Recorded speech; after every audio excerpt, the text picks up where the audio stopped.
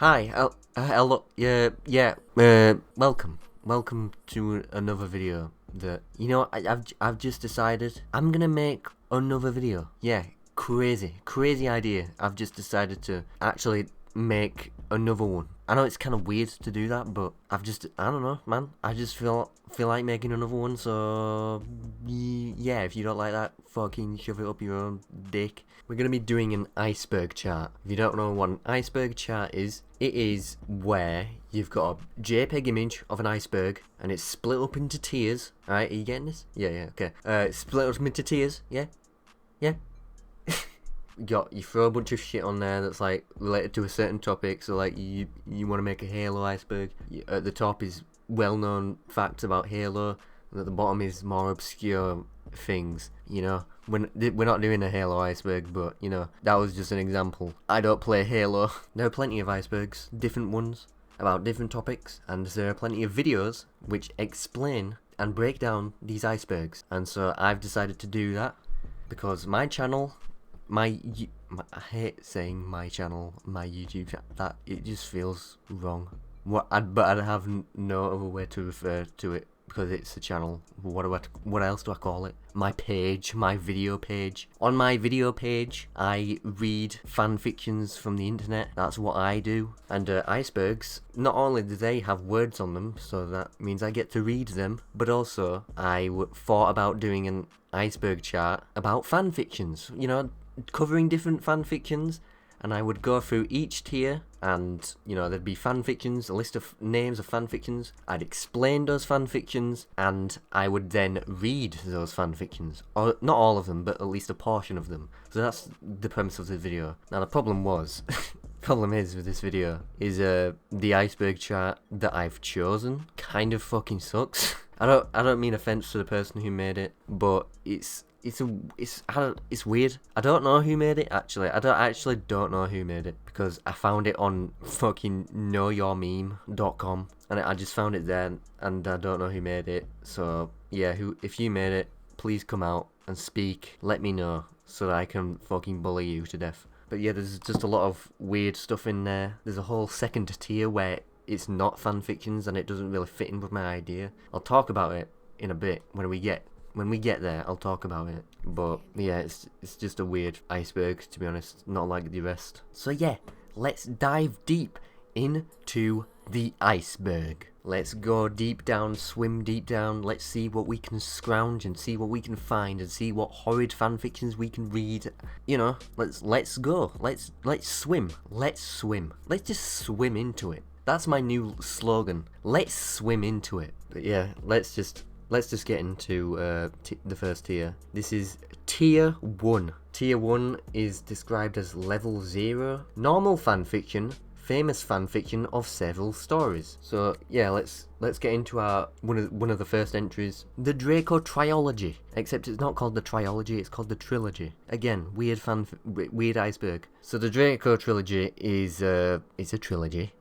So there's 3 of them. They're all the same length as a regular novel. I don't know how long that is, but pretty long. It was written by Cassandra Clare. The stories revolve around Draco Malfoy from Harry Potter, and it takes place after the events of Goblet of Fire. I don't remember what happened in that. And basically it's just a love triangle between Malfoy, Harry Potter, and Hermione. So it's like love and shit. The author wrote many Harry Potter and Lord of the Rings fanfiction. This one I think just blew up more, but it also got taken down. It was taken down from whatever site it was posted on because she started getting into like actual novel writing and copyright and shit. And then the story apparently became subject to controversy when a reader noticed she had lifted text from another novel called The Hidden Land, which is what got her fanfictions removed from fanfiction.net. Also, apparently the trilogy was a large contribution to the popularization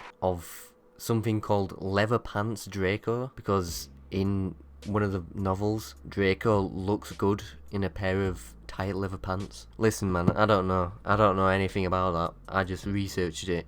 I don't know anything about Leather Pants Draco, but that's apparently a thing that it contributed to. And yeah, that's basically what it is. So let me just go quickly. Let's just go read it. Okay, so this is it.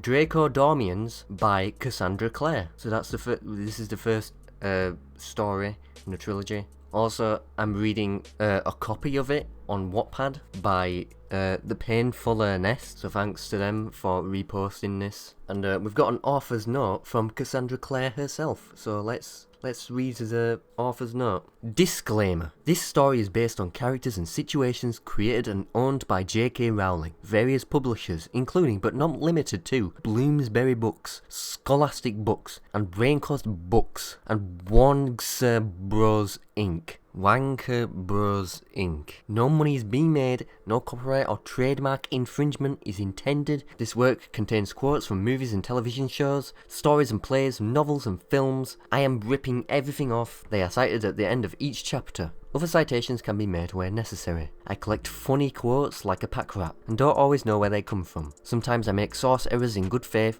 or leave things off by accident. Sometimes I don't know where something comes from, in which case I note it anyway. Let me know of any of these things and I will add to the citation. This fanfiction is an AU, alternate universe. It was written in the year following Goblet of Fire and does not incorporate material from OOTP, HBP, or J.K. Rowling's fansite, all of which post-date it. It post-sits in a universe in which Sirius is still alive, and so is Dumbledore. Fudge remains Minister of Magic. Luna Lovegood does not exist. We've just removed that character, she fucking sucked. Blaze Zabini is a girl. Ginny's full name is Virginia, and so on. So yeah, that's the author's note from Cassandra Clare, just so you know. She's not breaking any rules here. If Cassandra Clare copyrights this video, I will call you a hypocrite and mean words. Beware. Okay. Chapter 1. The Polyjuice Potion. It was June, and it was boiling hot in the potions dungeon. But Snape didn't care, because Snape is just like that, he just doesn't care about stuff. He's honestly kind of badass. Can anyone tell me what this is? He asked his miserable class, all of whom were stifling in their robes, and he lifted a beaker of glutinous brown liquid high into the air so they could all get a gander at it. Brown liquid, what could it be? Snape holds it up in the air. Look at this brown liquid, what do you think it is? It could be anything. What do you think it is? What does your brain automatically believe? Whatever your brain believes, that is true, but the real answer is that it's my own shit. Hermione's hand shot into the air, as usual. Nerd. Hermione's a nerd. Get it? Because Hermione, she wears glasses. No, she doesn't. Does she? No, she doesn't wear glasses, but she carries books, so that means she's a nerd. Polyjuice Potion, she said promptly, and gave a little shudder. She was probably recalling how it tasted, thought Harry, with an inward grin, remembering the afternoon 3 years ago when he, Ron and Hermione had all drunk the shape-changing potion in an attempt to turn themselves into replicas of Slytherin students so they could sneak into Slytherin common room. Snape ignored her. Anyone? He said, scanning the class. Yeah, fuck off, Hermione. I don't give a shit what you think. I don't care. Literally, nobody cares about your opinions, so stop trying to enforce it on us. Fuck off. Draco Malfoy raised a pale, lazy hand into the air. Polyjuice Potion, he drawled out of the corner of his mouth. Harry glared at him, where the rest of the class looked sweaty and miserable. Draco looked as cool as if he'd just eaten a bag of ice mice. Very good, Draco, said Snape enthusiastically. 5 points for Slytherin. Now, he went on, can anyone tell me what it does? He rounded suddenly on Ron, who blinked. Weasley, come on Ron, stop goofing around, stop sleeping in my classroom, get up man. Ron, startled in mid-yawn, said, it changes you into somebody else. Snape, looking disappointed, said, that's correct. Fine, whatever Ron, you got it right this time, lucky. Whatever, this fucking Ron guy thinks he's smart and shit, fucking, he doesn't even know. He did not give 5 points to Gryffindor, however. He only picked up the vial and began dispensing measured amounts into small paper cups. Now, he said, straightening up, I'll be splitting you into groups of 2. You'll each be drinking a half a cup of Polyjuice Potion, with a hair from each of your heads in it. No, you don't have to swallow the hair, Miss Brown. There's enough potion to turn you into your partner for a half an hour exactly. No more, no less. So they're transforming into each other. I think Harry's gonna transform into Hermione. Draco's gonna kiss Hermione, but it's actually Harry. Draco Malfoy, you are the homosexual. That'll give you an idea how the potions are supposed to work. Tomorrow, you'll try making it yourself, then drinking it. I warn you, however, he said, directing this last bit to Neville, that making a mistake with Polyjuice Potion can have unpleasant consequences. You might end up half yourself and half the other person, never able to turn to your true appearance. Neville squeaked. Fucking Neville. That fucking guy, he always messes up and shit. Neville, what a goofy character. Can't believe this Neville guy. He's so fucking goofy and funny. I can't believe how funny he is, because he's just doing all sorts of shenanigans and shit. I have to keep him in check. Right then, said Snape. Miss Patil and Miss Brown, come up. And Lavender and Parvati came up to the desk, took a cup of Polyjuice Potion, and sat down, giggling. Snape quickly paired off Crabbe and Goyle with each other. But poor Neville, with bulldog-faced Pansy Parkinson, who cast a longing look at Draco as she went over to sit by Neville. If he couldn't have Draco, she seemed to be thinking, at least she could be him for a while. What? Who the fuck is Pansy Parkinson? Is that even a real Harry Potter character? I don't know. I think they've just made it up. I think they're just making shit up now. Pissing me off. You can't just make shit, you can't just add shit to Harry Potter. What the fuck do you think this is? A fanfiction? Ron was paired with Hermione. And Harry. Potter, said Snape, in an icy, amused voice. And Malfoy, come up here. Draco's jaw dropped. So did Harry's. No, they said in unison. No freaking way, I'm being paired with my nemesis. This is unbelievable. This is such a funny moment. I can't wait for this to go in top 10 Harry Potter funniest moments. I won't be Malfoy. I won't. I don't want to be Malfoy.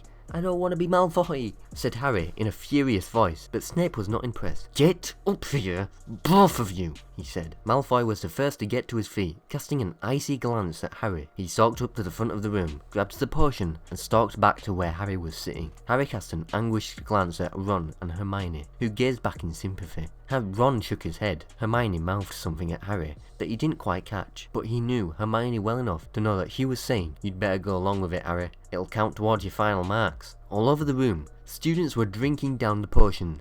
There were gasps and giggles from Lavender and Parvati, a yell from Neville, who, having transformed himself into the much larger Pansy Parkinson, found himself suddenly being choked by the two small robes, and helpless laughter from Ron and Hermione. Here, said Drake, thrusting the cup at Harry, who looked at him with loathing. Well, I haven't poisoned it, Potter. Drink it. Come on, man. Drink the feces. Don't worry, man. It'll look, everybody's drinking it. Don't worry about it, man. Drink up. Glug, glug, glug. Go on. Get it down your throat. I'd rather drink poison than turn into you, Malfoy, Harry said between his teeth. I'm not looking forward to being a specky git for half an hour, but you don't see me whinging on about it, said Draco. Or are you afraid? Are you afraid that you'll just be much better looking? Are you gonna be self-conscious that you will automatically look even more amazing? Harry pushed his chair back violently and grabbed the cup, into which Draco had already put one of his own silvery blonde hairs. He pulled out one of his own hairs, took a mouthful of potion, dropped his hair into the cup, and handed the cup back to Draco, who drained it. At the same time, they swallowed. Draco doubled up, gasping, as a horrible feeling, as if his skin were melting, washed over him. Jesus, man, Draco's fucking dying. R.I.P. Draco, the story's just ended. Can't believe they'd kill him off this early. He threw out a hand to steady himself, and another wave of nausea broke over him as he saw his skin turning from pale to brown. His own fingernails, kept perfectly manicured by house elves, turning into Harry's bitten ones. From somewhere above his head, he heard Harry say, "Arrgh!" and he threw his head back, tears leaking out of the corner of his eyes, and saw a pale, pointed face looking back at him, his own silvery grey eyes blinking behind Harry's round spectacles. As he gazed, his vision blurred, and he realised that Harry couldn't see without his glasses, and now, neither could he. Jesus, man. Harry, you didn't tell me that you were blind, man. You didn't tell me you were gonna fuck up my eyes. Jesus, man. Harry. Harry. Harry.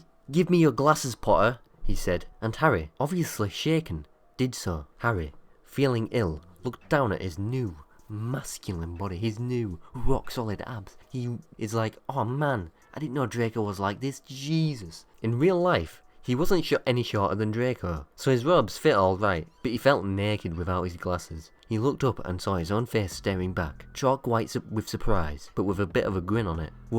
What's so funny? He said, wincing to hear Draco's voice coming out of his mouth. I was just thinking that I really am astonishingly handsome, said Draco in Harry's voice. I could kiss myself. I mean, seriously, in this particular situation, I could kiss myself.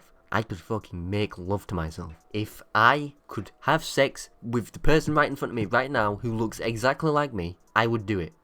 Are you listening, Harry? Are you listening, Harry? Are you getting where I'm going? You stupid prat, Malfoy, said Harry dispassionately, and walked away. He went over to Ron and Hermione, who were busy laughing, although they stopped abruptly when Harry walked up and gaped at him. "It's me," said Harry. "Oh, Harry," said Hermione, screwing up her Ron's face. "How awful for you." Ron shook his head. "I don't know if I can talk to you like that. It's creepy." "Well, you look pretty stupid yourselves," said Harry irritably. "You both look like fucking idiots. At least I don't look like that much of an idiot. I mean, Draco's kind of stupid, but you two swapping bodies with each other? Man, idiotic. Can barely tell the difference because you're both stupid fucking morons." "Now you even sound like Malfoy," said Ron, and Harry, even more irritated, went back and sat down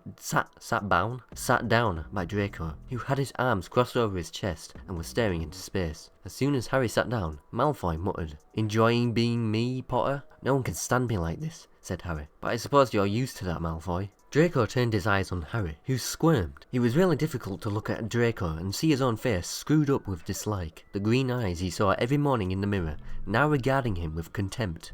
If Draco felt the same compunction, he didn't show it. "Do you feel what I told you that time on the train, Potter?" "Which time?" said Harry, in a bored tone. "The time where you threatened to hold me down and force-feed me slugs? Or the time you called me a four-eyed toad?" Drake snorted with mirth. "The time I told you I could help you out," he said. "Anytime you want to throw it over that overgrown git and that puffy-haired mudblood you hang around with, I can show you how to get your hands on some real power." "Let me think about that," said Harry, slowly. "Right, I thought about it." "No." Draco's now green eyes sparkled with malice behind Harry's glasses. "Are you sure?" "Quite sure." Harry snapped, his anger building. "You can take me off the evil mailing list, Malfoy. I'm not interested. I'm not interested in your evil shenanigans. I'm not into that kind of stuff. I'm not into the evil stuff. That's not what I do. I'm the good guy. I'm the protagonist of the books Harry Potter. Have you heard of The Goblet of Fire, Harry Potter, written by J.K. Rowling? Yeah, that's me. I was in those. I was the protagonist of those. I got movies and shit." Harry rather expected Malfoy to make a rude response to this, but instead, Malfoy was staring at him with an odd expression. "What is it?" said Harry, glancing down. "Am I changing back?" "That's just it," said Malfoy. "You're not. Everyone else has. Look." Harry glanced around and saw that this was true. Everyone had resumed their seats, back in their own bodies. Snape had gone back to lecturing about the use of Polyjuice Potion, apparently confident that all the students were back to their rightful selves. Harry looked wildly down at himself, then back at Draco. "How long's it been?" 45 minutes, said Draco, consulting his Rolex. Damn, fucking Draco's rich. He's got a Rolex, he's got chains, he's got jewellery, he's got the Rolex, he's got the money. Draco's balling. Jesus, man. Anyone with a Rolex, I automatically have to respect. Not gonna lie, he worked hard for that Rolex. He climbed mountains for that Rolex. He made money to get that Rolex. Honestly, respectable. What a respectable champion. "We ought to have changed back by now." "Well, what's going on?" Malfoy shook his head, an odd little smile on his face. "I wish I knew," he said. Harry's heart began to pound wildly. "Did you do something to the potion?" he hissed. "Malfoy, of course not, Potter," he said, Malfoy with contempt. "Do you really think I won?" But Harry wasn't listening. He grabbed hold of Draco's robe and yanked him forward. "Turn me back," he hissed violently. "Do it now, or I'll break your face." Jesus, man, Harry Potter's getting violent. Who knew that Harry Potter was a violent human being? Are you seeing this right now? Harry Potter is a fucking maniac. I wouldn't let him save the Goblet of Fire. They save the Goblet of Fire, that's what they do. Malfoy, who wasn't used to muggle expressions like break your face, looked at Harry blankly. Then he started to laugh. This was too much for Harry, who swung at Draco and landed a solid punch on his jaw, which knocked him to the floor. Jesus, man. Are you seeing this? Harry Potter literally killed Draco. That's it, Draco's dead.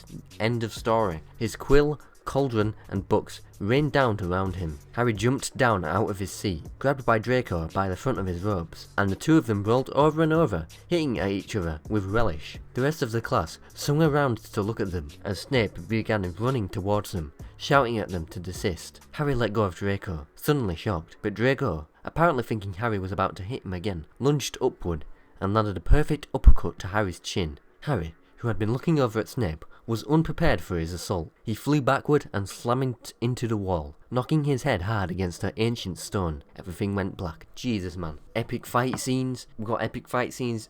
Harry is now dead. Okay, so Harry Potter is basically dead.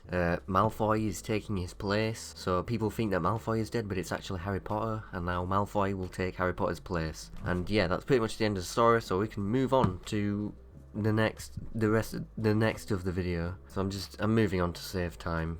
It was a long chapter. I'm not gonna read for the whole thing. Are you kidding me? Were you listening before? It was like a novel. That's long. I don't want to do that. Are you kidding me?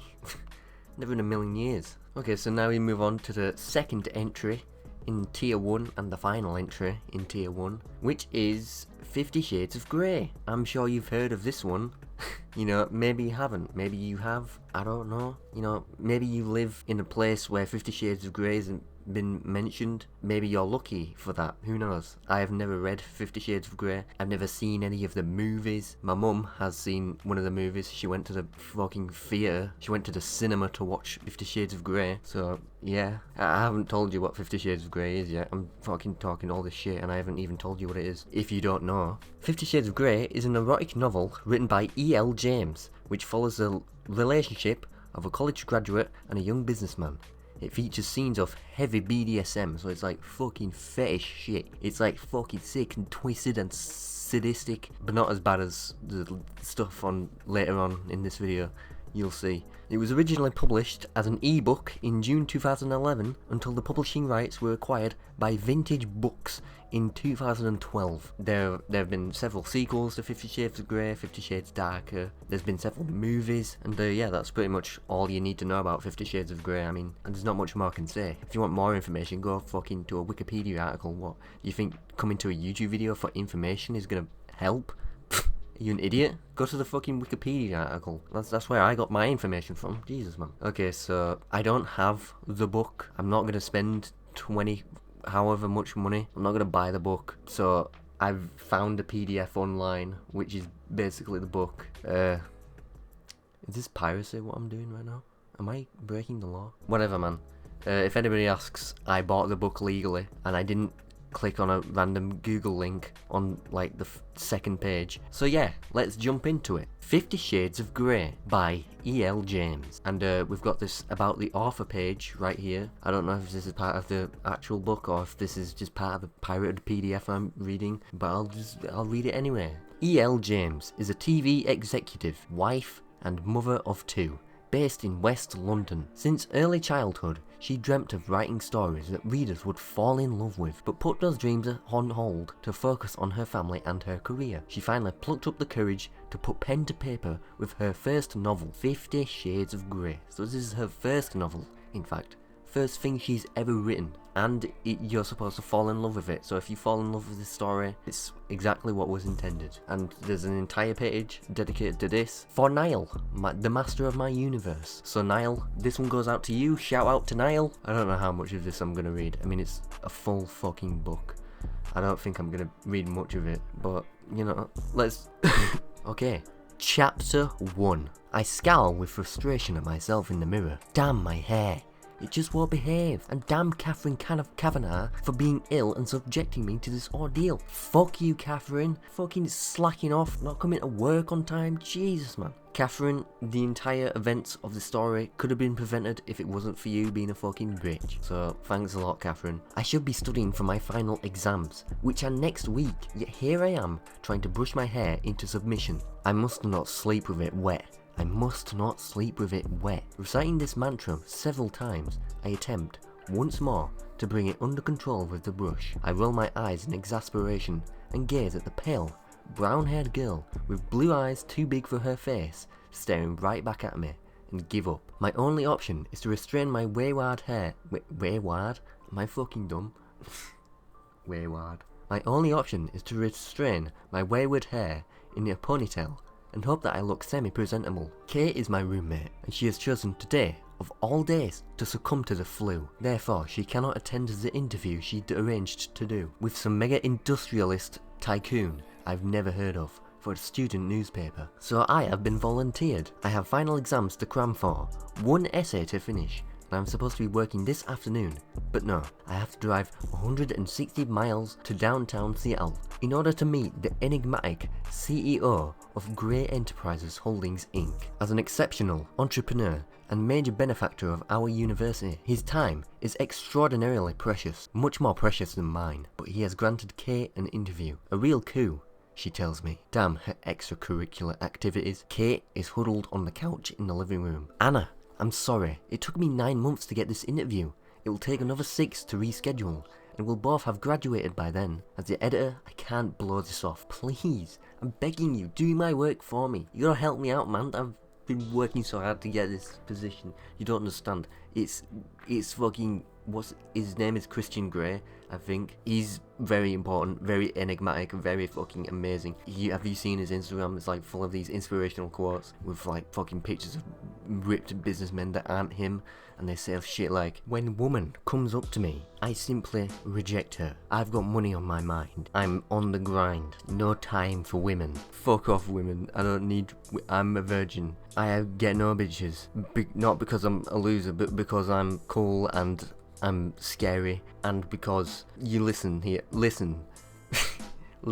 I could get all the women that I want, but I choose not to because, you know, I'm too busy. I'm too busy getting the money, getting the fucking grind. You know, that's what Christian Grey's Instagram is like. It's saying shit like that. You know, crazy, man, crazy. How does she do it? Even ill, she looks gammon and gorgeous. Strawberry blonde hair in place and green eyes bright, although now red-rimmed and runny. I ignore my pang of unwelcome sympathy. Of course I'll go, Kate. You should be back to bed. Would you like some NyQuil or Tylenol? NyQuil, please. Here are the questions and my mini-disc recorder. Just press record here.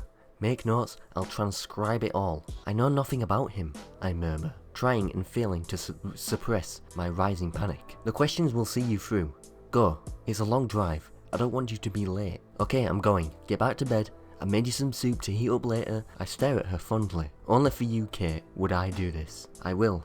Good luck, and thanks, Anna. As usual, you're my lifesaver. Lifesaver? Aren't those the things from Star Wars? What the fuck's this doing in this book? This is a completely different media. Gathering my satchel, I smile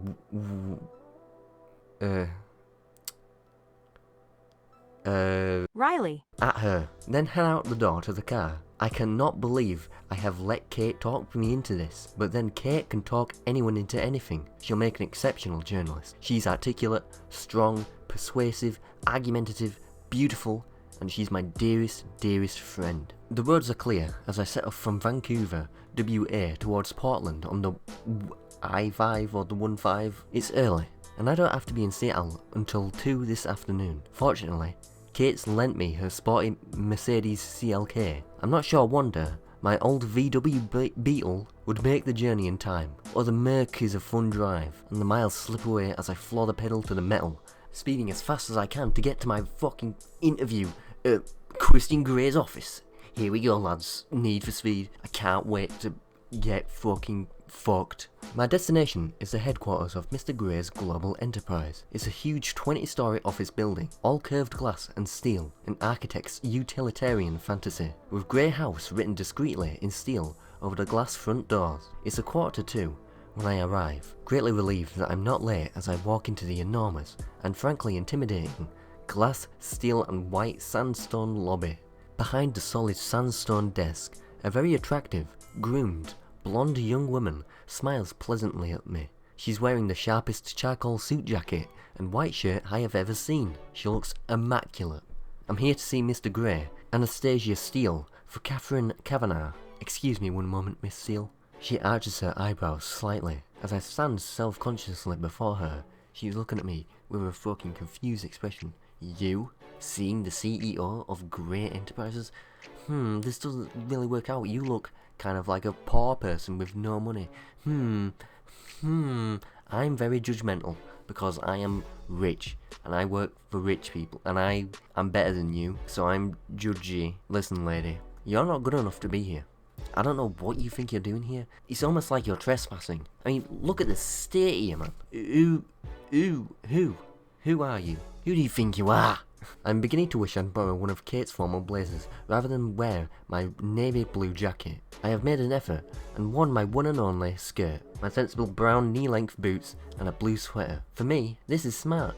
I tuck one of the escaped tendrils of my hair behind my ear, as I pretend she doesn't intimidate me. Miss Kavanagh is expected. Please sign in here, Miss Steele.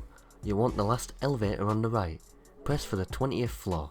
She smiles kindly at me, amused no doubt. as I sign in. Yeah, look at this woman. Thinks she can talk to Mr. Gray. I've given her the wrong directions. She's gonna be going to the 20th floor. CEO's not even in this building. She's gonna be so embarrassed. Haha. She hands me a security pass that has visitor very firmly stamped on the front. I can't help my smirk. Surely it's obvious that I'm just visiting. I don't fit in here at all. Nothing changes, I inwardly sigh. Thanking her, I walk over to the bank of elevators, past the two security men, who are both far more smartly dressed than I am in their well-cut black suits. The elevator whisks me with terminal velocity to the 20th floor. The doors slide open, and I'm in another large lobby. Again, all glass, steel, and white sandstone. I'm confronted by another desk of sandstone, and another young blonde woman dressed impeccably in black and white, who rises to greet me. Miss Steele, could you wait here, please? She points to a seated area of white leather chairs. Behind the leather chairs is a spacious, glass-walled meeting room with an equally spacious dark wood table and at least 20 matching stairs around it. Beyond that, there is a floor-to-ceiling window with a view of the Seattle skyline that looks out through the city toward the sound. It's a stunning vista, and I'm momentarily paralysed by the view. Wow. I sit down, fish the questions from my satchel, and go through them, inwardly cursing Kate for not providing me with a brief biography. I know nothing about this man I'm going to interview. He could be 90 or he could be 30. The uncertainty is galling, and my nerves resurface, making me fidget. I've never been comfortable with one-on-one interviews, preferring the anonymity of a group discussion where I can sit inconspicuously at the back of the room. To be honest, I prefer my own company, reading a classic British novel, curled up in a chair in the campus library, not sitting, twitching nervously in a colossal glass and stone edifice.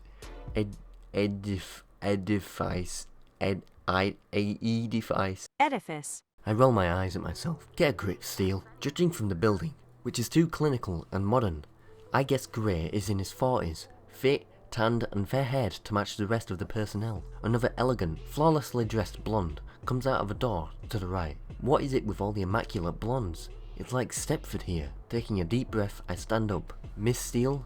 The latest blonde asks. Yes? I croak and clear my throat. Yes. There, that sounded more confident. Man, I'm nervous. I am nervous. What can I say? I'm so nervous that I mess up the first time, saying one single word, and then I say it again, and it sounds better. Man, this is relatable comedy. This is relatable comedy. You didn't know that 50 Shades of Grey would be relatable. You didn't think you would relate to 50 Shades of Grey, did you? No, you didn't. Now you're relating to 50 Shades of Grey. That means that you are a loser. Fucking got him. That's what this whole video was about. I got you.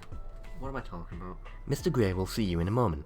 May I take your jacket? Oh, please. I struggle out of the jacket. Have you been offered any refreshment? No. Oh dear. Is blonde number 1 in trouble? Is Mr. Grey gonna fucking jank her by her leash and say, "You fucking bitch, Lloyd, get back in the dungeon"? Blonde number 2 frowns and eyes the young woman at the desk. Would you like tea, coffee, water? She asks, turning her attention back to me. A glass of water, thank you. Olivia, please fetch Miss Steele a glass of water. Her voice is stern. Olivia scoots up immediately and scurries to a door near the right of the foyer. My apologies, Miss Steele. Olivia is our new intern. I'm gonna be honest, she's a bit of a dick. She thinks she's like suited. She thinks she can be like the rest of us, but to be honest, she's just a bit of a weirdo. You know, I heard that she likes to watch fucking, Dream. She likes to watch that Dream YouTuber. You know, that guy, that guy on YouTube. Yeah, it's just, I don't know. Me and the co-workers have been bullying her. If you want to join in, then feel free, man. I don't think you should have sympathy for people like this, Mr. Grey will be another 5 minutes. Olivia returns with a glass of iced water. Here you go, Miss Steele. Thank you. Blonde number 2 marches over to the large desk, her heels clicking and echoing on the sandstone floor. She sits down, and they both continue their work. Perhaps Mr. Grey insists on all his employees being blonde. I'm wondering idly if that's illegal when the office door opens and a tall, elegantly dressed, attractive African-American man with short dread exits. I have definitely worn the wrong clothes. He turns and says through the door, "Golf this week, Gary? Gary? That's not his name. Golf this week, Gray. See you there, man. Fucking shooting the golf." That's what they say. Shooting the golf. I don't hear the reply. He turns, sees me, and smiles. his dark eyes crinkling at the corners. Olivia has jumped up and called the elevator. She seems to excel at jumping from her seat. She's more nervous than me. "Good afternoon, ladies," he says as he departs through the sliding door. "Mr. Grey will see you now, Miss Steele." "Do go through," blonde number 2 says. I stand rather shakily, trying to suppress my nerves. Gathering up my satchel, I abandon my glass of water and make my way to the partially open door. "You don't need to knock. Just go in. Just barge right in. Mr. Grey could be jerking off in there. Doesn't matter. Go right in, man. Knock yourself out." I push open the door and stumble through, tripping over my own feet and falling headfirst into the office. Again, quirky, relatable. What more do you want from a story like this? It's a romantic comedy. Man, I relate so much to this character. Double crap. Me and my 2 left feet. I'm on my hands and knees in the doorway to Mr. Grey's office, and gentle hands are around me helping me stand. I'm so embarrassed. Damn my clumsiness. I have to steel myself to glance up. Holy cow, he's so young.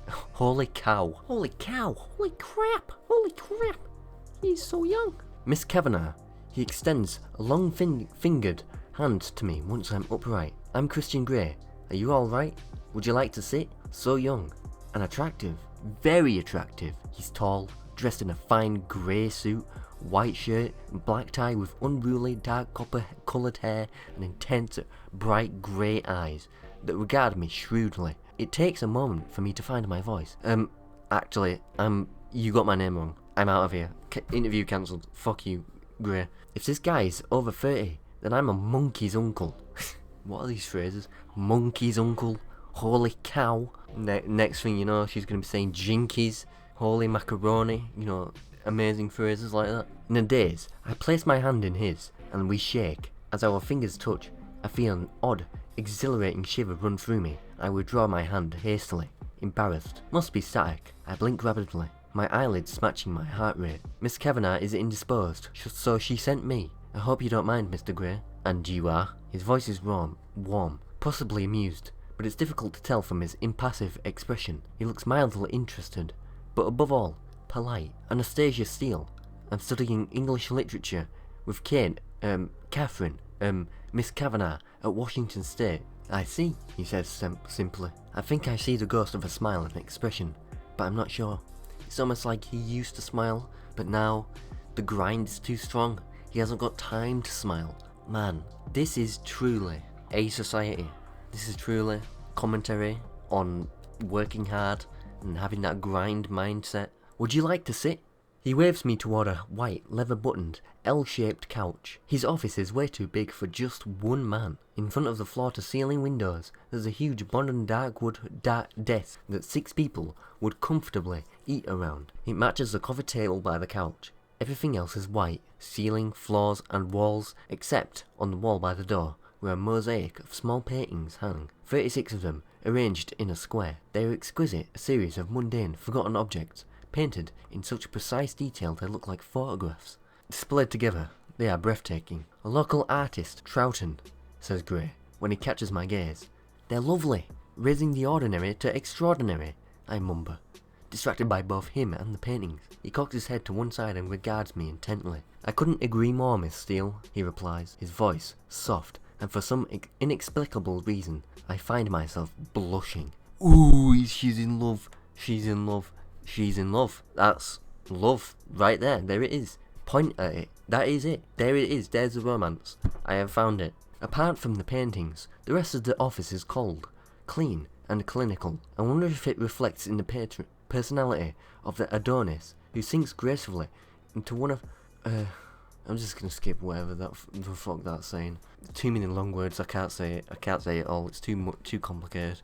I shake my head, disturbed at the direction of my thoughts, and retrieve Kate's questions from my satchel. Next, I set up the mini-disc recorder, and am all fingers and thumbs, dropping it twice on the coffee table in front of me. Mr. Grey says nothing, waiting patiently, I hope, as I become increasingly embarrassed and flustered. When I pluck up the courage to look at him, he's watching me, one hand relaxed in his lap, and the other cupping his chin, trailing his long index finger across his lips. I think he's trying to suppress a smile. He's too professional.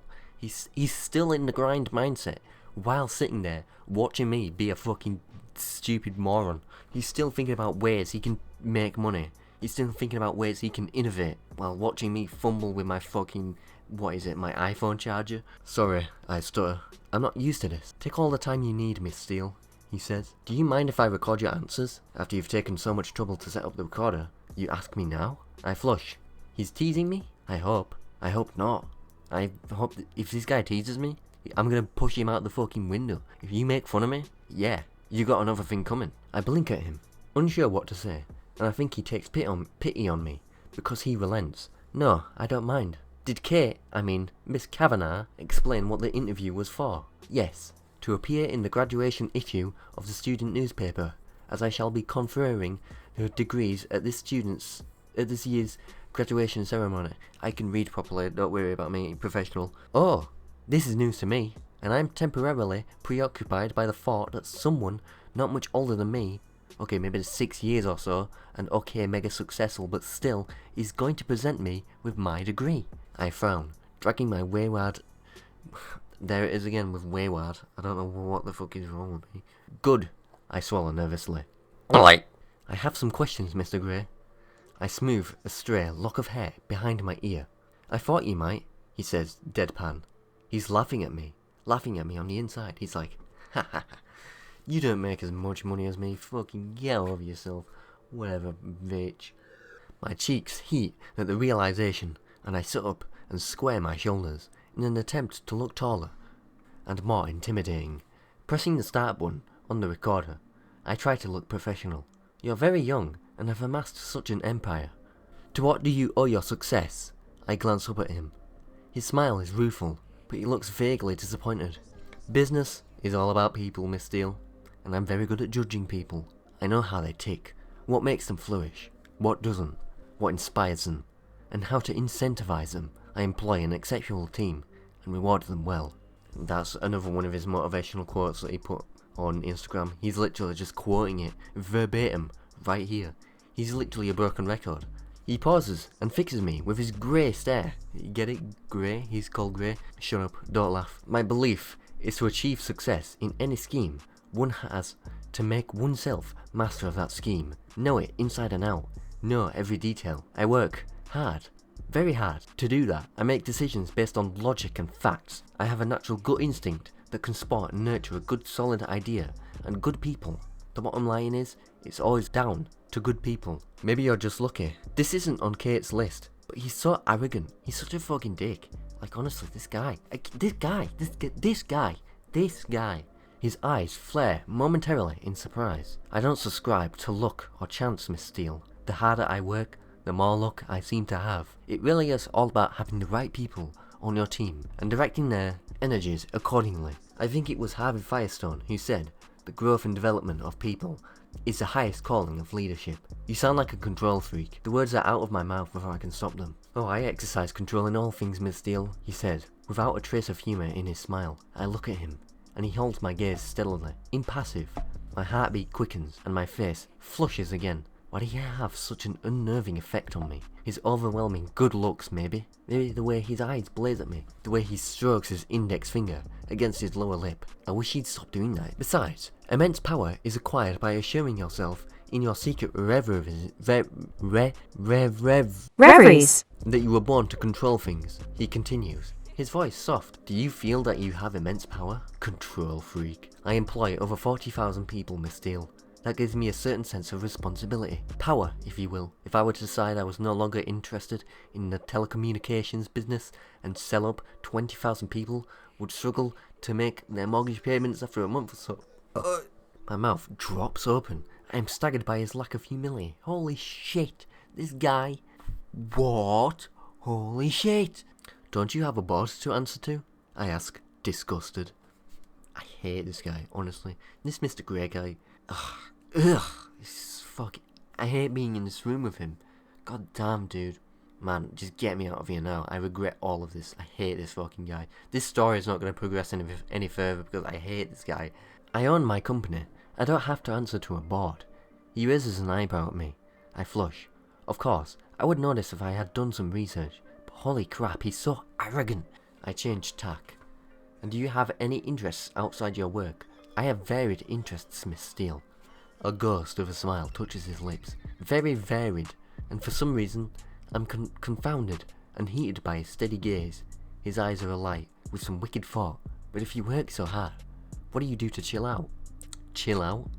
There's no chilling out when you're a wealthy businessman and your mind is on the grind. He smiles, revealing perfect white teeth. I stopped breathing. He really is beautiful. No one should be this good looking. Well, to chill out, as you put it. I sail. I fly. I indulge in various physical pursuits. He shifts in his chair. I'm a very wealthy man. I have lots of money. You don't understand how much money I have. Money, money, money. That's me. That's my mind. That's what I'm thinking 24/7. Money, money, money. How can I make more money? Come on, quick. How can I make more money?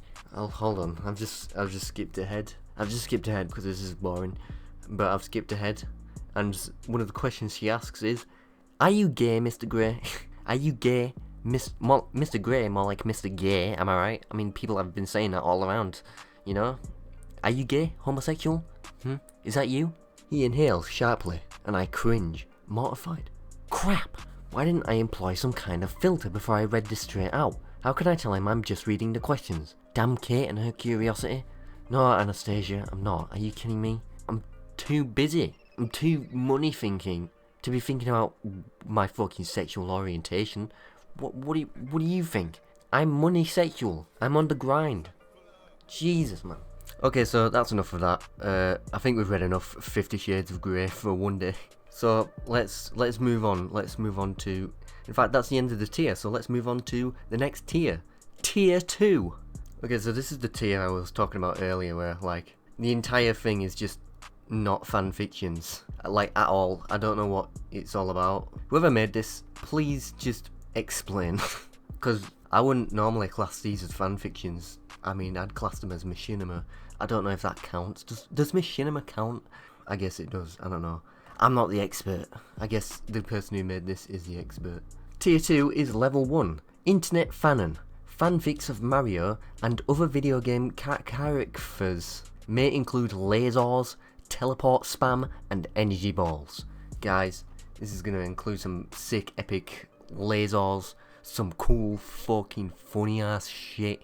So get prepared to laugh your fucking guts out. I think what I'm going to do with this is, because it's not fanfiction, I'm just going to blast through it, explain what each of these fucking things are, and then I'm going to do a dub of one of them. So yeah, let's just get into it. SMG4. So SMG4 is a machinima artist known for his series Super Mario 64 bloopers. He is one of the most popular YouTubers that creates Mario-based machinima and has collaborated with other fellow machinima artists. He mainly makes Mario 64 machinima. I don't know why. It's a very popular thing, like, to make, like, machinima in Mario 64. SMG4 is the main character in his own series that made everyone in the Mushroom Kingdom mentally deficient, and he decided not to do anything to fix it. That's what I read from the wiki anyway. I don't fucking watch SMG4, but apparently SMG4 himself made everyone in Mario a fucking stupid piece of shit, and then he fucking didn't do anything. He was like, ah, fuck it, this is fine. So yeah, I'm pretty sure the whole comedy of it is just like, Mario is stupid, lol, lol, ruffle, look at his funny face, look he's got derpy eyes, that's funny, isn't it? I shouldn't make fun of him, I haven't watched it, so I don't think I have a right to make fun of it. Mario 54321. Yet another machinima artist that revolves around Mario. He also specialises in gaming/streaming content, so if you want to tune into his streams, watch them, I guess, I don't know. He is known for his longest running series, The Cosmic Crystals, which is about how Mario is the one to discover the crystals which can grant eternal happiness. I've watched this one. I watched the first couple, just so I could get an idea, you know, I'm a good researcher, me. And I think that one's gonna be the one I do a dub of. So yeah. Okay, now I've got a more serious topic. Starman 3, another Mario machinima artist that would also make gaming videos. He created the YouTube Rangers, which was a group of the other Mario machinima makers.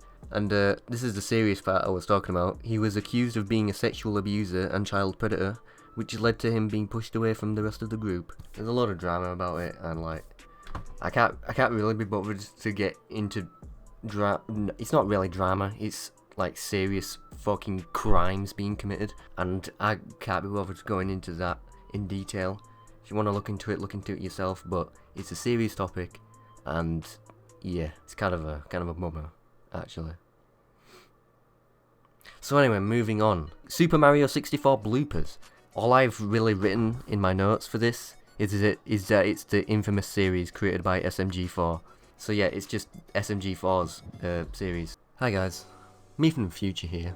Just come to explain that I am a fucking moron and I did absolutely no research for this video. Super Mario 64 bloopers was not made by SMG4. He did not make it. It's actually been made by Mega Man 765. It's not just SMG4's series, it's just a series that everyone does in the community. It's like, the whole idea of it is that you've got Super Mario 64 and it's like behind the scenes and shit. So, that's basically what it is, and I'm wrong. I'm sorry. I'm sorry SMG4 for... No, I'm sorry to Mega Man 765 for not crediting you for your work. But yeah, SMG4, it's not his series. He has done it, but he isn't the only one that has done it. So, yeah. Back to the past! Whee! Okay, so let's get into doing a dub of the Cosmic Crystals by Mario 54321. Yeah, this is a new thing for me. I don't know. Rate my voice acting, my incredible voice acting for this incredible series. Do I do it justice or not? What we got here then? In a sad place known as the Cave of Sadness. Unregistered Hypercam 2. Across the pit of pity, the hole of hopelessness. Jesus, man. And the boo-hoo boulders. Man, it's real depressing in here, man. After standing on the sobbing square. Jeez.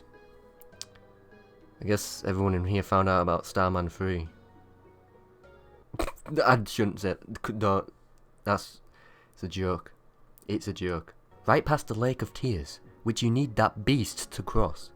I mean, come on, man, he's not a beast. It's a bit of an overreaction calling him a beast. And finally, in this flowing pool of sad goo, I think that's just water, at the very end.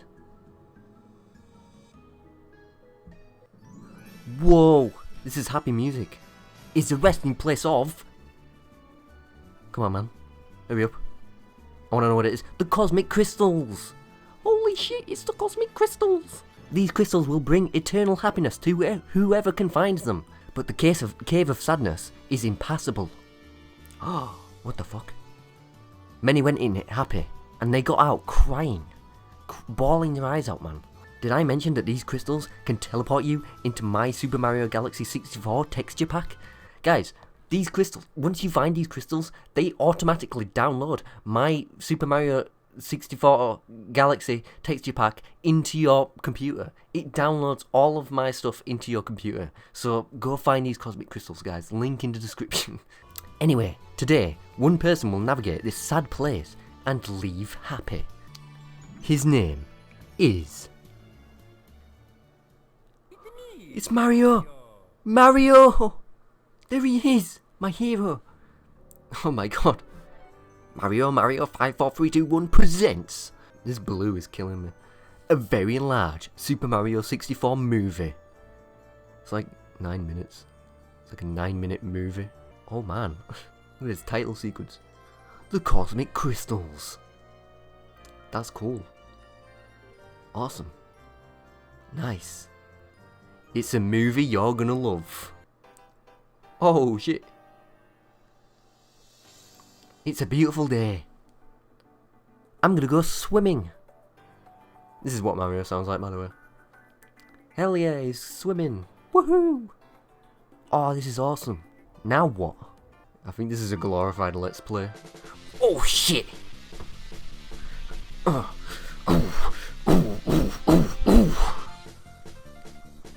Damn, this beats.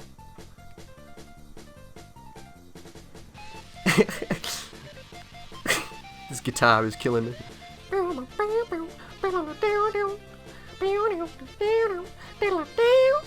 No, Jolly Roger Bay is too dark and foggy and watery. I don't want to be here, man.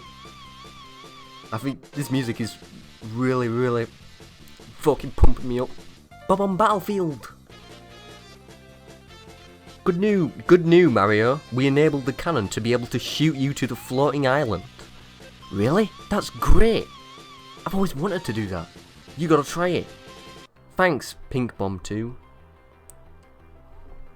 Okay. Here we go in the cannon. He's gonna shoot us. Oh man, this is risky. Tensions are high. Will he make it to the island? Is he gonna make it?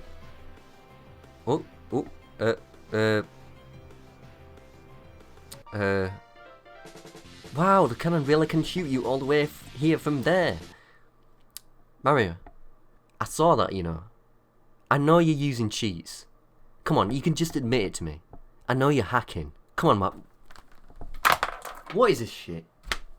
What is this? You know, you're telling people that you can really make it to the island with the cannon. And then you could go... Oh my god, Mario. You know, you are my idol, Mario. I expected better from you. And then you go and pull a maneuver like that and expect me to believe it at face value? Come on, man. Come on. Jesus Christ. I expected better from you, Mario. Where's he going now? I always wanted to know. Is there an invisible wall past that hill? I don't know, Mario. Is there? Yep, there is. Okay. You're really breaking my immersion here. I mean, showing that there's invisible walls and shit. Come on. Nintendo would never do that. Nintendo would never admit that there are invisible walls there. You've just broken the immersion. Mario, why? You're ruining the experience. Yeah, there is. I thought this was supposed to be a movie. What's the plot?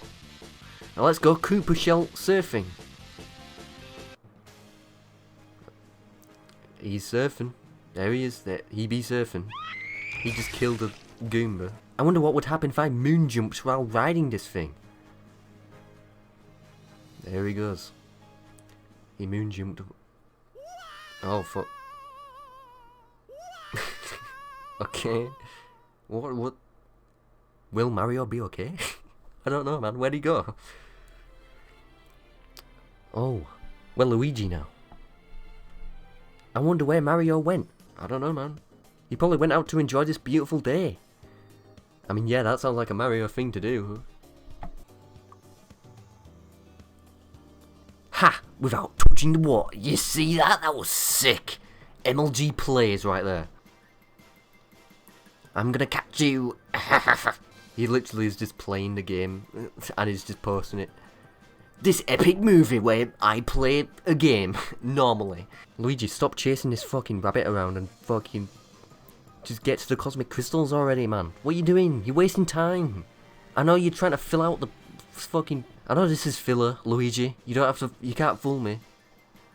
Just get to the cosmic crystals, man. I wanna get to what I came here for. What the fuck? Beautiful day, isn't it, Z? You got it, X. Who the fuck? Who? He's called X by his brother because it's the last letter of his name and it's very short. One syllable. He's called Z by his brother. Okay. Oh yeah, that makes sense. Anyway, sure, it feels good to relax on this beautiful day. Yup. I wonder what Tabby Luigi's up to. I don't... Who? I bet he wants 100 lives. I don't... Who the f... What's going on? I do! Yoshi will give them to me. Who? What? But you didn't even read through the text, just ignoring what Yoshi has to say. But that could have been integral to how to find the cosmic crystals. Come on, man, you're just using Yoshi. Now I'm off to go and have fun! Hell yeah! Let's have fun. Meanwhile, Mario screaming somewhere. Where will Mario land? Maybe in hanafworld.com. To be continued! Guys, I wonder what's going to happen. That was an epic movie. I wonder what will happen. I don't know, guys. I don't know. What do you think's going to happen? Will Mario land or will he die?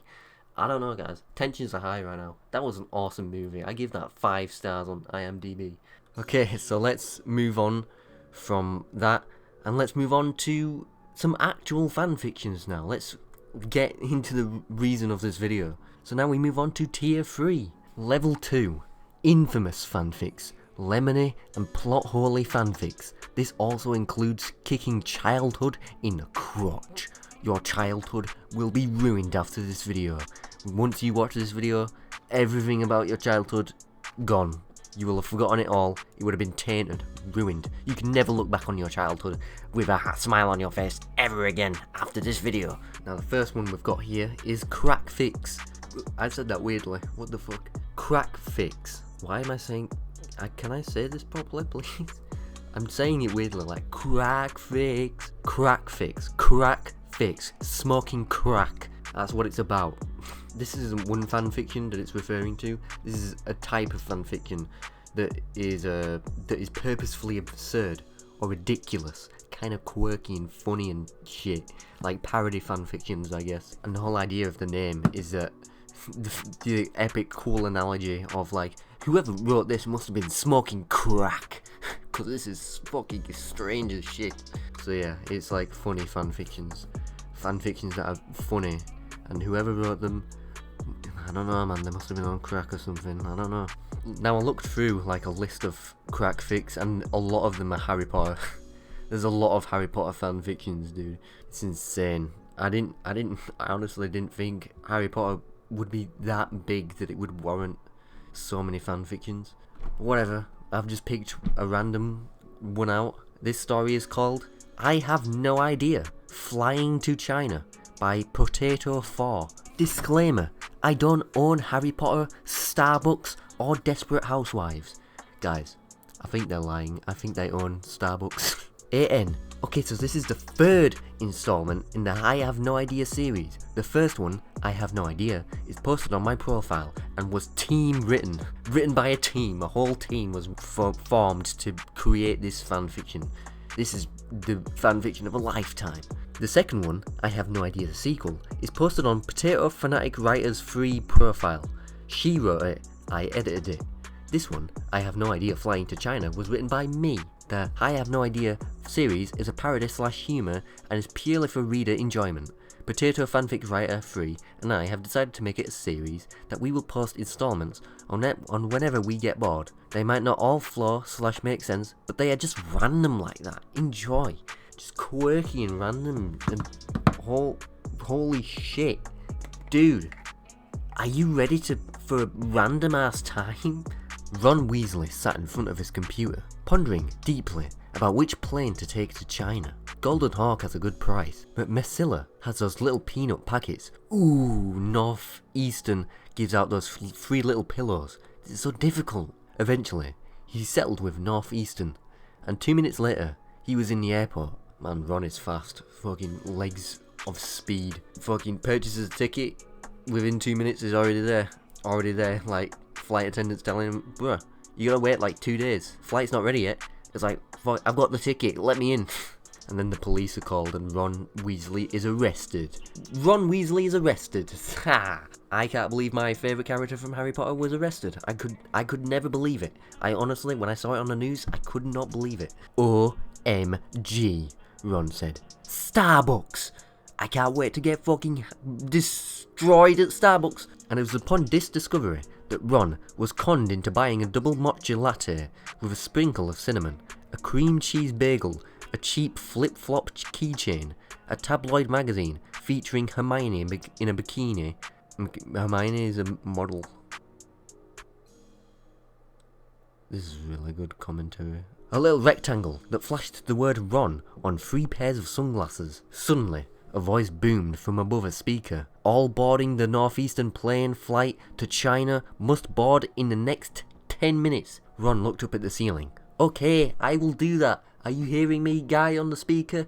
I am going to go to the plane right now. Ron walked to his entrance gate and up to the little thing that you walk through to make sure you don't have any sharp things in your belt. Okay, sir, please walk through, the attendant said in a bored voice. Ron frowned. I don't appreciate your tone, and I don't appreciate you not walking through. Ron put his hands on his hips. Do you know who I am? No. I'm Ron Weasley. Great. Now walk through. Harry Potter's best friend? Don't care. Aided in the attempt to succeed the downfall of Lord Voldemort? Cool name. Now walk through. Ron's turned into a Karen This is a Karen, someone's recording somewhere. This is gonna go viral. It's gonna go viral. No, stupefy. The attendant fell down in a heap. Fucking, they've just killed him. What the fuck? Ron committed murder.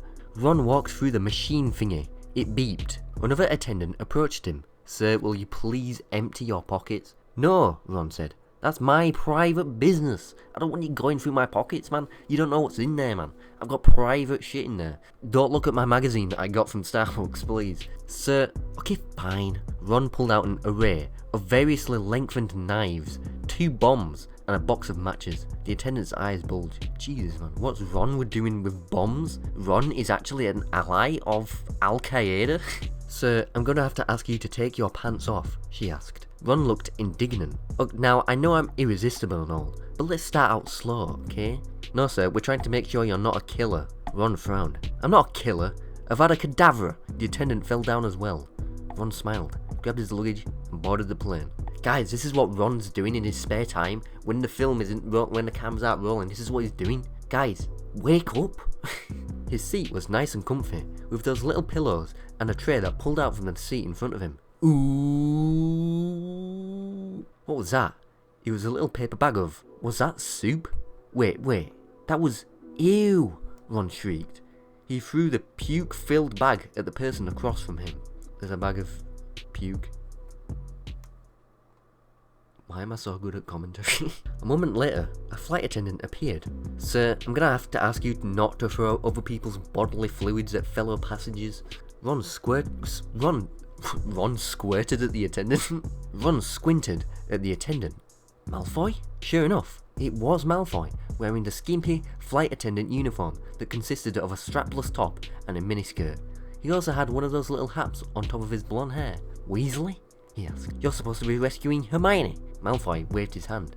Yeah, well, Potter and his stupid foam abs and bald cap took care of that. Ron gasped. He has my bald cap? What the fuck? Guy's been going through my wardrobe and stealing my shit? Bro, when I get home, Harry Potter, dead. And I will be the hero of the story. Dude, get over it. Come on, man. It's just a bald cap. I know you think it's special. Your dad gave it to you when you were young. Like, get over it. It's not that serious. Ron was about to retaliate when a little ding came from above, and the captain's voice came on. It was soft and dreamy. Hello. Welcome to the Northeastern Airlines. Soft and dreamy. Today we will be flying to China, I think. It really doesn't matter. We'll get there eventually. Anyways, please fasten your seatbelts as I go over safety precautions. If we happen to crash, your complimentary pillows are super absorbent and should take care of any nosebleeds. If we crash in water, our flight attendants have been trained to swim. We hope you have been too. The exits can be found on either side of the a wax spurt. Rack spurt. What the fuck? What? Luna's flying the plane? Ron said in a dead voice. Ron is dead. Draco nodded. I wanted a vacation, not a ticket to suicide. Well, you could have just apparated, Draco pointed out. Ron blinked once, twice, 3 times. Yeah, well, didn't know there was a stairs in Hermione's tower, so we both made a dumb mistake, Ron said. Now go get me a cup of that cheap cranberry juice. Draco nodded and left. Ron wanted to lean his chair back as far as it could go, bumping into the person behind him. She screamed. Aha! You bumped into my chair. He turned around. Ginny? Ron? Malfoy? A random voice said. What was that? Asked Ginny. Ron waved his hand carelessly. I don't know, but what are you doing here? I live in China, Ronald. Do you not know this? I live in China. I am Chinese. Ron, I've known you for how many years? And you still haven't realised that I'm Chinese? Oh my god. Ron, you're so ignorant. I can't believe you. Fucking cancel this guy. You do? Yes, I married Harry. It was in your movie. You were? Your stupidity never ceases to amaze me. Honestly, fuck you, Ron. You are such a dumbass. I can't believe you are in these films. How did you not die by the second film? I can't believe it. Hey, I had 431 people try out for the role of Ginny, and you didn't realise that the person who got the role was the actual Ginny? No, Ginny rolled her eyes. Now I understand why Mum wanted a girl so much. Draco came back, Here's your cranberry juice. Malfoy, Ginny exclaimed. Hey Weasley, haven't seen you since we filmed that movie. Malfoy, that was only 6 hours ago. Oh, right. So they're filming movies and shit? Man, I want to see this movie.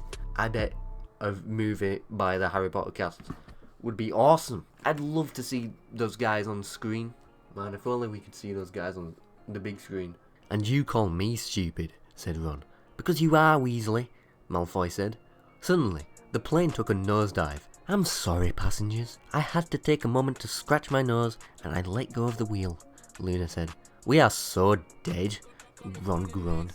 Ugh, we're so dead, man. We're gonna die. What the fuck, man? So lame. Ginny shook her head. You heard Luna. They have absorbent pillows in case of nosebleed. Did someone say Harry Potter? Harry, out of nowhere. Again. Funny coughing. Appeared in his billowing red cape. Honestly, the billowing was only coming from a fan 2 feet away. No, she said nosebleed, Draco said. Oh, Harry looked put down. Well, better get back to saving Hermione. Oh, and Gin, when you get back to Jimbo at home, remember that bedtime's at 7. You left your son at home by himself? Ron asked. Of course not. We had Voldemort watch him. He only charges $5 an hour for babysitting. Something about needing frozen yogurt money. Man, $5 an hour? Jesus, man. I might hire Voldemort myself. He seems like a pretty chill dude. I mean, if he's as good as the reviews are telling me, I mean, $5 an hour doesn't seem that bad.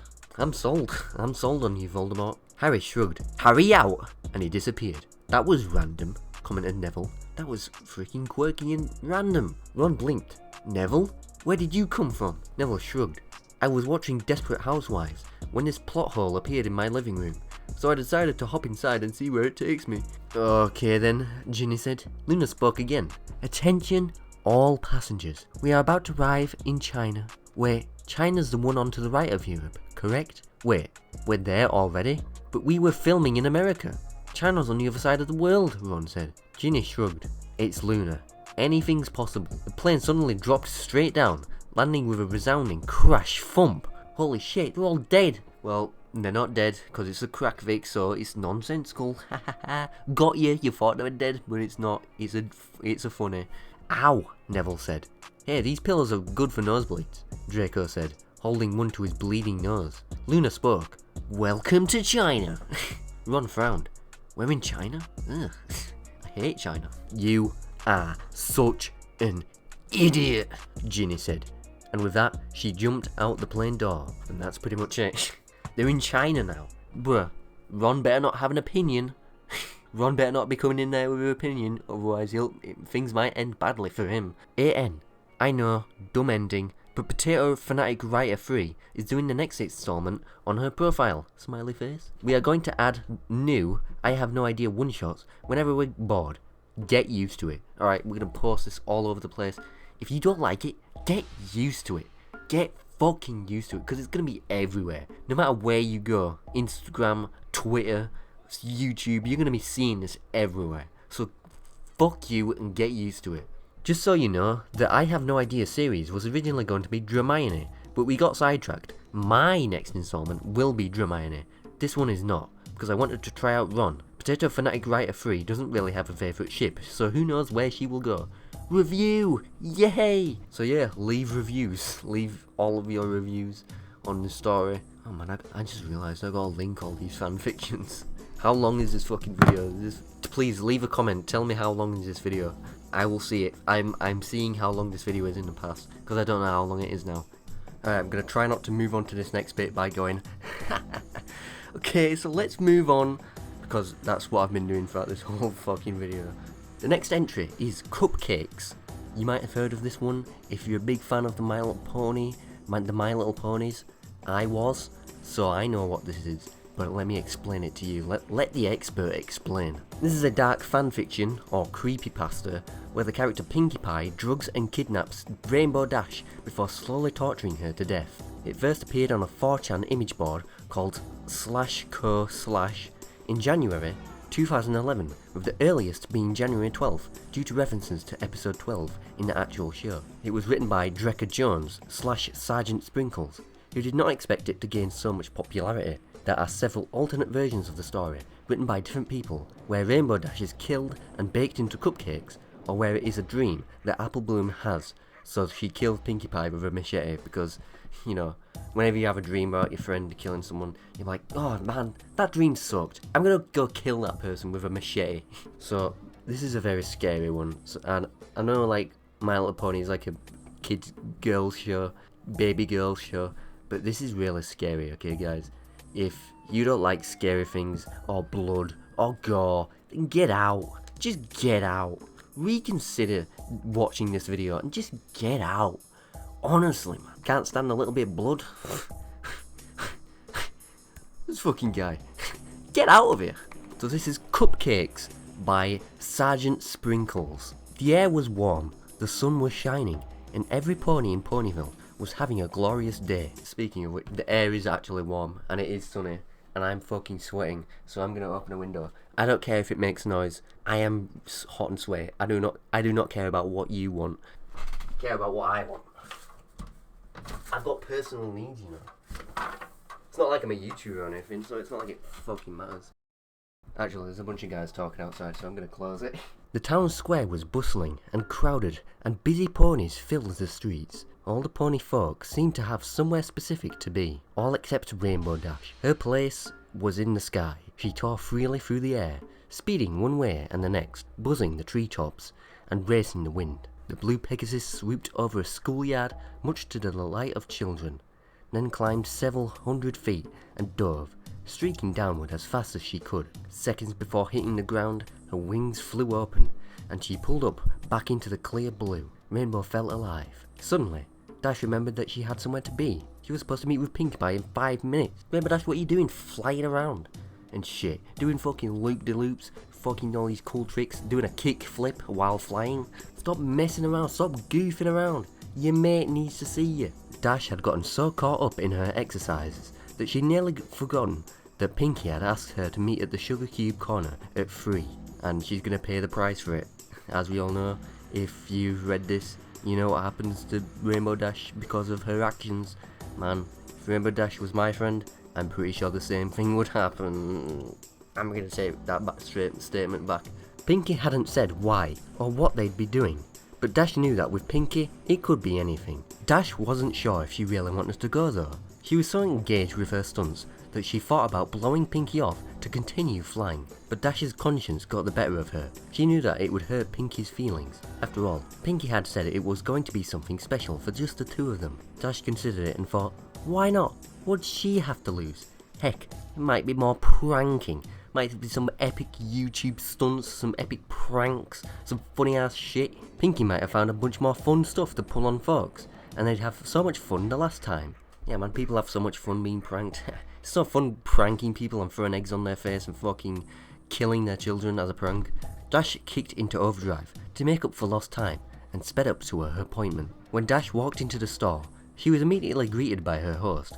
"Yay, you're here! I've been waiting all day," said the jumping pony. "Sorry if I'm a little late, Pinkie. I was doing my afternoon exercises and lost track of time," Dash apologised. Pinkie giggled and responded in a gleefully reassuring tone. "Oh, that's okay. You're here now. What's a few more minutes? I've been so excited thinking about all fun stuff we're going to do. I haven't stopped bouncing since I woke up. I mean, I almost forgot to breathe. I've been so happy. I nearly died because of you. Rainbow Dash, I've been so excited to see you that I died. I would have died because I've almost forgot to stop breathing. And then this fanfiction would have never happened. It would have been different." Dash gave a slightly uncomfortable laugh. She had always appreciated Pinkie Pie's friendly, outgoing way of life, but Pinkie's overabundant enthusiasm almost creeped her out. Dash maintained a polite expression. However, if Pinkie was this worked up, whatever she had planned must be good. If this isn't good, I'm out of this joint. Pinkie Pie's not my friend. If I don't see a cake that is in the shape of my face, you are going to be unfriended. I'm going to unfriend you on Facebook. "So you ready to get started, Rainbow Dash?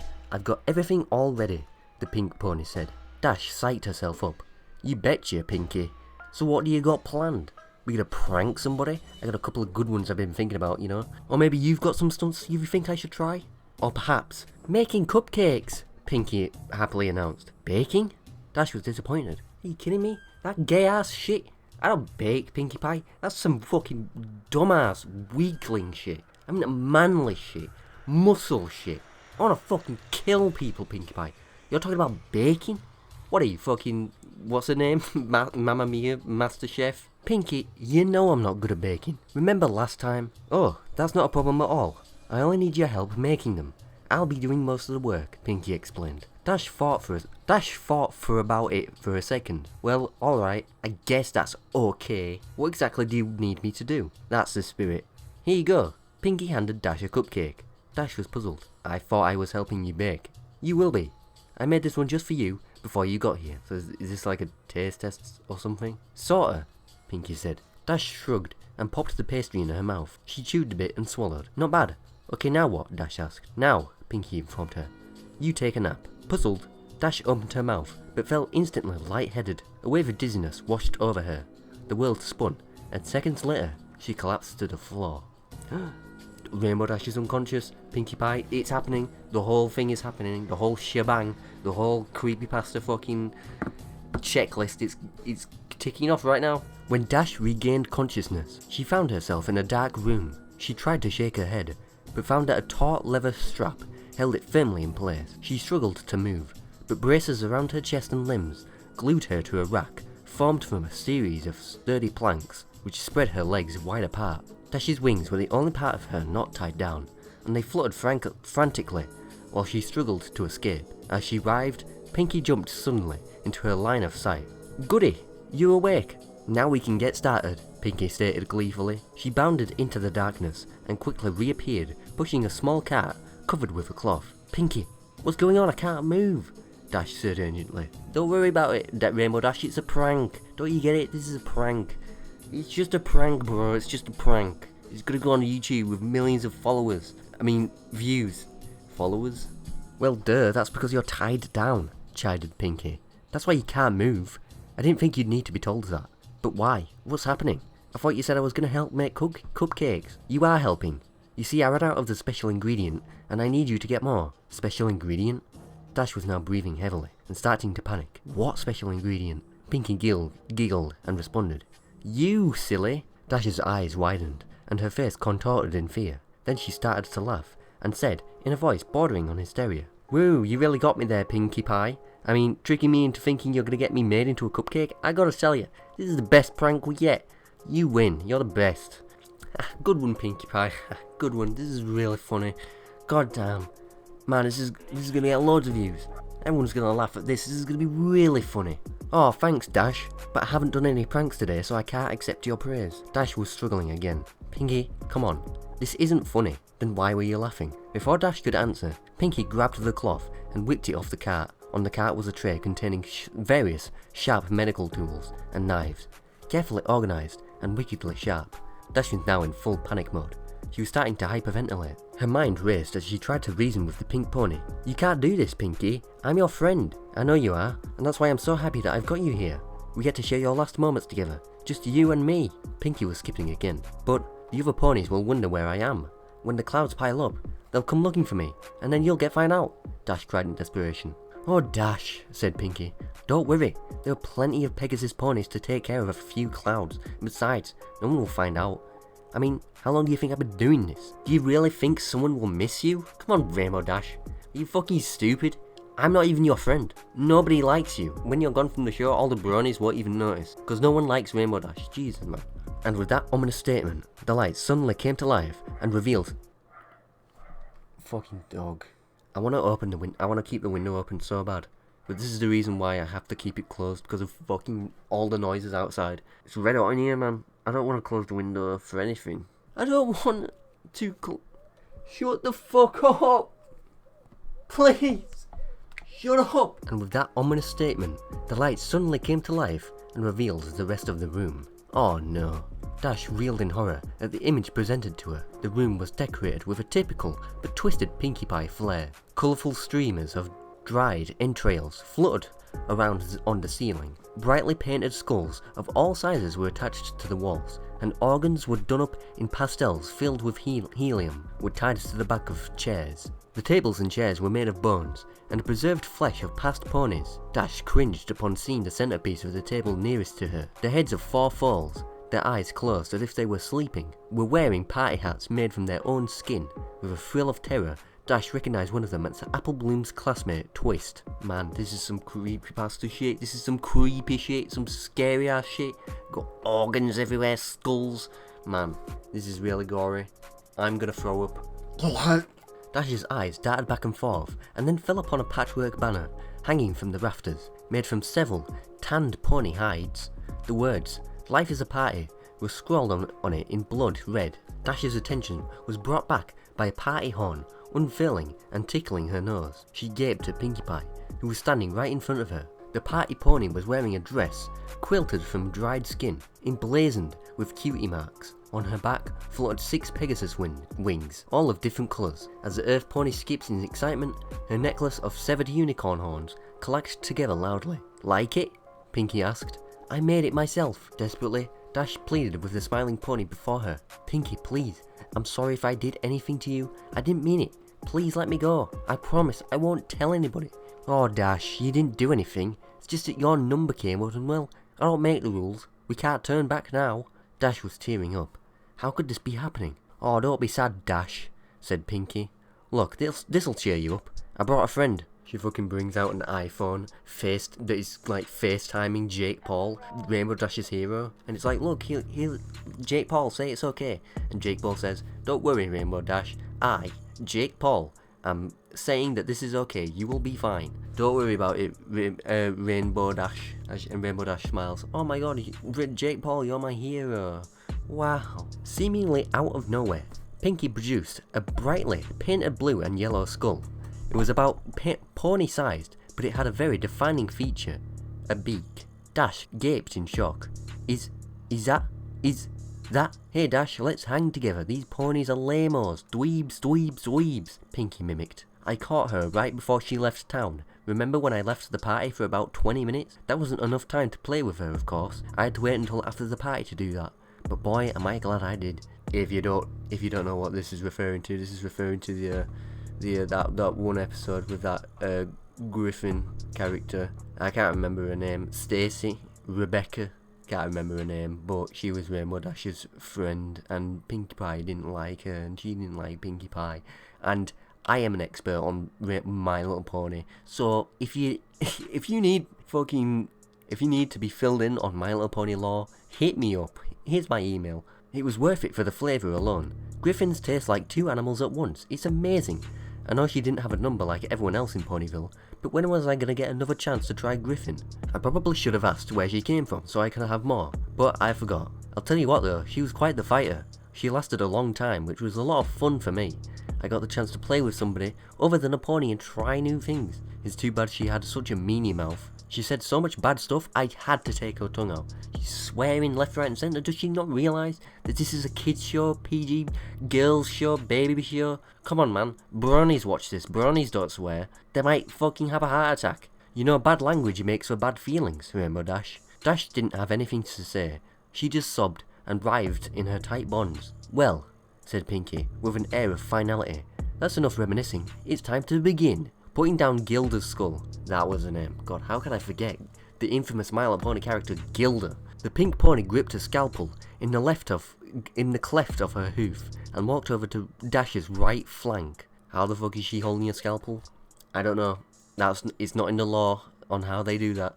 I don't fucking know. Don't ask me. I'm not the expert anymore. Without any flair, Pinkie placed the blade an inch above Dash's cutie mark and began a circular cut around it. Dash shouted in pain and tried desperately to pull away, but the braces held her still. Finishing the incision, Pinkie grabbed a curved skinning knife from the tray, screwing up her face in concentration. She worked it under Dash's skin and sliced the hide away from the muscle. Dash ground her teeth as she tearfully watched her flesh peel off. Dash, what are you overreacting for? I'm pretty sure it's still just a prank. God, remember Dash, fucking baby, overreacting. Pinkie then moved to the other side and repeated the process on Dash's left flank. Once she had finished, Pinkie held up both cutie marks in front of her friend and started waving them like pom-poms. Dash just whimpered. Her thighs burned like nothing she had felt before. Placing the ragged patches of skin down, Pinky selected a large butcher knife and walked behind the blue Pegasus. Hope you don't mind. I think I'm gonna wing it now, Pinky laughed. Ha, that's a funny joke, Pinkie Pie. Man, you were always the funniest of the bunch. She grabbed Dash's left wing in her mouth and played with it for a few seconds, yanking it back so the sharp pain reignited the fire in Dash's flanks. Then, stretching the wing out, Pinky brought the blade down hard at the base. Instantly, Dash screamed and thrashed her appendage. The movement threw off Pinky's aim.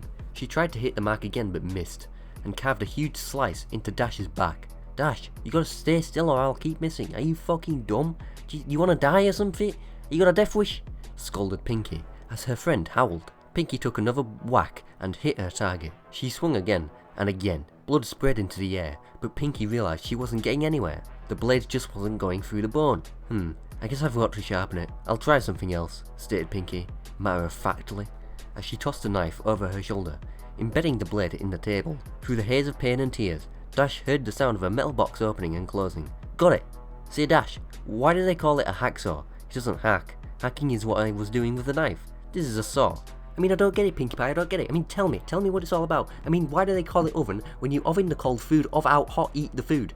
Pinky placed the tool over the mangled flesh of the last attempt. Standing on her hind legs, she worked as a saw back and forth with her front hooves. It sliced effortlessly through the bone and skin. The feeling of the jagged teeth grinding into her made Dash want to vomit. She watched numbly as her wing flew over her head and landed with a fluff on the table. Pinky moved to the next wing and started sawing. Dash didn't struggle this time. She'd given up trying to fight and focused on choking back screams of agony. Yeah, I don't want to look like a bitch in front of Pinkie Pie. I mean, come on, gotta have some dignity before I die. Abruptly, the sawing paused. Pinky was only halfway done, the wing hanging off by a sliver. Hey Dash, Pinky piped up. Think fast! Suddenly, Pinky yacked the wing as hard as she could. The bone snapped, but the blue pony's skin held, then tore away. The pull ripped away a long strip of flesh, all the way down Dash's back to her rump. Her body seized at the unexpected trauma as her pelvis tensed up. Dash felt a warm release between her legs, and her loud, unending melody of pain filled the room. Wait, did she piss herself? What? Wait, hang on. This hasn't been written for, like, not to be scary. Right? This isn't fucking pornography, is it? I'm not reading pornography right now, right? Unable to catch her breath, she blacked out. Dash awoke with a gasp. The stench of her urine filled her mucus-caked nostrils. Yeah, she pissed herself. What a bitch. As her vision swam into focus, she saw a very pouty Pinkie Pie removing a large adrenaline needle from her chest. Stomping her hooves, the frustrated Pinky lashed out at her helpless victim. Didn't anybody teach you any manners? It's very rude to fall asleep when somebody invites you over to spend time with them. And you pissed on my floor. What the fuck is wrong with you? You grew up on a fucking barn? How would you like it if I came over to your house and went to sleep? Oh, I'm sorry, Dash, you're so boring, I'll take a nap. You think I like doing this by myself? I told you how excited I got when I found you were next. I was excited to have a friend be here with me while I worked, but no, you've got to be inconsiderate, you know? I thought you were tough. I thought you could handle anything. I've had falls stand up better than you. Do I have to baby you? Huh? Is that how you want me to remember you? As a baby? As a stupid little baby? Fucking piss baby? Is that how you want to be remembered, Rainbow Dash? Jesus, man. As Pinky stopped to catch her breath, Dash blinked and sobbed softly. Her back was in agony, her sides were on fire, and there was an intense pain in one of her legs. As she blinked again, she saw Pinky pop something red into her mouth, and began to chew. Noticing Dash's stare, Pinky quickly gulped the morsel down. What? Pinky asked. Oh, this? She held up another piece. Well, while you were asleep, I got a little impatient and helped myself to a little sample. I got it from your leg. You're not bad, want to try some? Without waiting for a response, Pinky shoved the strip of meat into the revolted Pegasus pony's mouth. Dash gagged and immediately spit it out. Pinky frowned and picked up the chunk of flesh. If you didn't want it, you could have said no. She contemplated the discarded and snotty morsel, then gulped it up. It's not like you haven't had any cupcakes before. Swallowing, Pinky turned her attention to a small can on the tray. She removed the lid, revealing that it was filled with red-hot coals. Lying on top of the coals were several large nails. As the adrenaline filled her veins, Dash began to panic again. Picking up the can, Pinky walked over to Dash's left. Holding some tongs with her mouth, Pinky carefully picked up a nail and positioned it at the seam between her victim's front leg and hoof. She then grabbed a hammer and took careful aim. No, Pinky, Dash screamed. No, no! The hammer came down and the nail punctured Dash's skin. The white-hot burning was too much. Dash screamed as she pulled and thrashed at the braces, causing her raw skin to rub and tear. You know, that crack fic from before, you know, that was kind of a funny story. But now we're here. How crazy is that? Do you wish you could go back? Do you wish you could go back to the crack fic or 50 Shades of Grey? Do you wish? You know what? We're gonna skip ahead because it's, you know, it's pretty bad, and I don't want to read it, and I'm sure you don't want to listen to it. So let's just get it out of the way. Let's skip to the most gory bit. Eventually, Dash was completely numb from her chest to her flanks. At this point, Pinky approached with a scalpel, glancing at Dash and smiling. Pinky made a long, horizontal cut across the Pegasus pony's pelvis, just above her crotch. Moving up Dash's body, Pinky made a similar incision under her ribs. Finally, Pinky made a long, vertical cut down Dash's stomach, connecting to the first two. Looks like I got my eye on you, Dash. Oh man, that's so funny. Jesus, man. Again, funniest character in the show. Almost like a Deadpool type, if you'd say. Man, this reminds me of Death Battle Pinkie Pie vs Deadpool, the funniest episode of Death Battle ever. Pinky giggled. With a moist, gooey sound, the flaps of skin opened. The sight of her own organs and a lack of feeling caused Dash's breathing to intensify. Pinky carefully sliced open Dash's abdominal sac and grabbed her large intestines. As she separated the organ from the rest of the digestive tract and pulled it out of the new cavity, Pinky grew jovial, laughing as she gutted her friend. Pinky began to make jokes. Dash, growing weaker from this new source of blood loss, tried desperately to shut out the macabre comedy act. "Look at me, I'm Rarity," Pinky laughed, slinging the intestinal tube around her neck and spraying blood in all directions. "Isn't my scarf so pretty?" Reaching back inside, she sliced the smaller intestine off from the balls, squeezing out the excess excrement. Again, do you remember do you remember what happened in this video? Do you remember all the fun times we had before this? Mario 5, 4, 3, 2, 1 and the Cosmic Crystals. Do you remember that? A time when that happened before this? Dash was barely aware of what was going on anymore. The shock was causing her to fade. Disappointed, Pinky divided back into the blue pony's guts, ramping up her routine.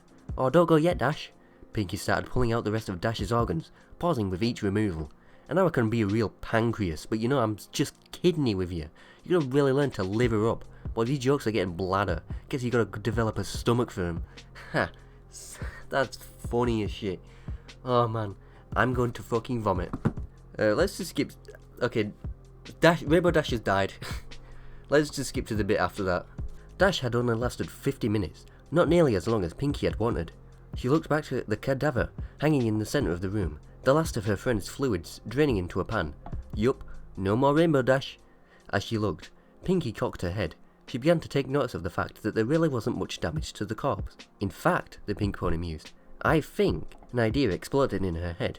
She was good at sewing, and she had all the pieces. All she had to do was put them back together. Yeah, she just had to get some stuffing and bingo, she'd have Rainbow Dash forever. In fact, thought Pinky, that's what she'd do for all her best friends. When their numbers came up, she was so excited. She skipped right over the body with her Skinner to get started. The cupcakes could wait. Pinkie Pie had a friend to make. And that's the end of the story. That was a funny ass time. Man, Pinkie Pie, funniest character. I can't believe it. By the way, it only gets worse from here. It gets really bad after this. Like, dude, there's one in particular that's really bad. I really don't want to get to it. So if you thought that was bad, just wait. Just fucking wait.